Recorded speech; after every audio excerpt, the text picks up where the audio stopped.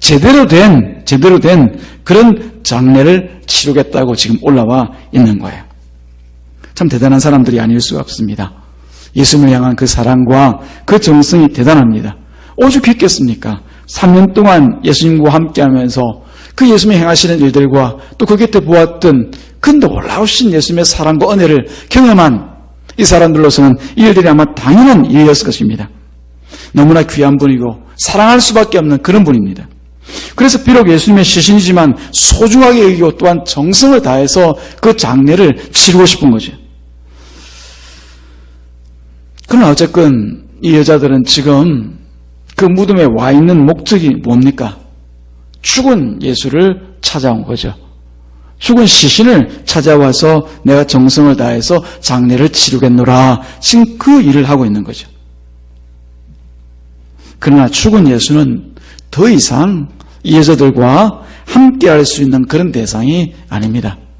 물론 추모의 대상이나 혹은 추억의 대상, 슬픔과 애도의 대상은 될 수 있을지언정 정말 교제하고 함께 말하고 함께 또 사랑을 나눌 수 있는 그런 관계는 아닙니다. 그들 중에서도 보면은 이처럼 예수님께 예의를 갖추고 또 아는 척하고 또 이것을 신앙이라고 여기면서 살아가는 신자들이 간혹 있습니다. 그래서 예배나 종교 행사의 자리에 차지해서 와서 그 자리 말씀을 들으면서 예수님이 그런 일도 하셨지.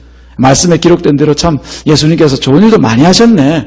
나와는 전혀 상관없지만 이미 죽은 예수와 같이 그렇게 여기면서 신앙생활 하는 분들도 있단 말이에요. 사실 그 당시 유대인들도 이 부활을 믿고 있거든요.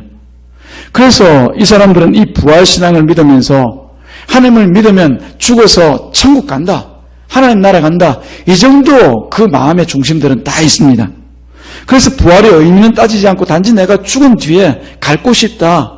하나님이 있는 그 하늘나라로 간다. 삼층천으로 가서 내가 영원히 살 것이다. 이런 정도로 생각하는 것으로 신자는 예수님이 부활했으니 나도 부활할 거다.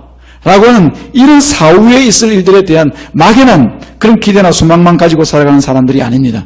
물론 그 일은 분명히 일어날 것입니다. 그것으로 충분하지 않습니다. 그것은 유대인들도 그렇게 생각하잖아요. 예수님 믿지 않는.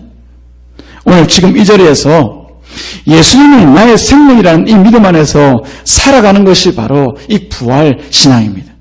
부활은 죽은 자가 다시 사는 것만을 말하는 것이 아니라 다른 의미로 이 부활의 첫 열매가 되신 예수님이 나의 인생에 있어서 어떤 분인가라고 하는 그 분명한 것을 고백해야 되는 것이 바로 우리가 예수님을 믿는다라고 하는 고백 가운데 있는 겁니다. 이 예수님의 부활을 믿은 수많은 사람들이 있지 않습니까? 그 사람들 가운데 한 사람을 제가 여러분들에게 소개를 시켜드리겠습니다. 그 사람은 바로 여러분이 잘 아시는 바울입니다. 이 바울은 자신이 믿은 예수님의 부활과 부활의 그 이유와 그 목적에 대해서 이렇게 증거합니다. 로마서 14장 9절 말씀 보면은 이를 위하여 그리스도께서 죽었다가 다시 살아나셨으니 곧 죽은 자와 산 자의 주가 되려 하심이라. 이것을 위하여서 예수님께서 죽었다가 다시 살아나셨다. 다시 말씀드리면은 이것을 위해서 예수님께서 부활하셨다라고 얘기합니다. 무엇을 위해서입니까?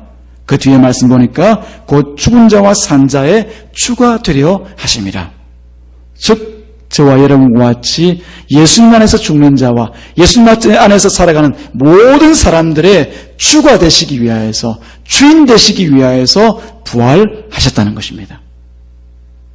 사랑하는 여러분, 우리가 예수님 믿고 살아간다라고 하는 것은 내게 부활의 주가 되신 예수님이 바로 나의 주인이심을 믿고 살아가는 것입니다. 우리 믿음은 다른 데 있지 않습니다. 바로 부활의 주를 믿는 이 믿음은 곧 나의 주인이 예수님이라고 하는 그 사실을 고백하고 또 그 뜻을 따라 살아가는 것이죠. 그래서 로마서 14장 7절부터 9절 말씀 사이에 보면은 이렇게 예수님을 주인 삼은 신자가 어떻게 살아가는 모습을 보이는가에 대해서 바울은 또 이렇게 얘기하고 있습니다. 여러분 잘 아시는 얘기입니다. 우리 중에 누구든지, 우리 중이라고 하는 것은 바로 예수님의 부활을 믿고 살아가는 사람들을 얘기합니다. 우리 중에 누구든지 자기를 위하여 사는 자가 없고 자기를 위하여 죽는 자도 없도다. 그럼 뭘 위해 살아갑니까? 그래서 이렇게 얘기합니다. 우리가 살아도 주를 위하여 살고 죽어도 주를 위하여 죽나니 그러므로 사나 죽으나 우리가 주의 것이로다. 할렐루야. 이게 바로 예수님의 부활을 믿고 그 믿음으로 살아가는 사람들의 삶의 모습입니다.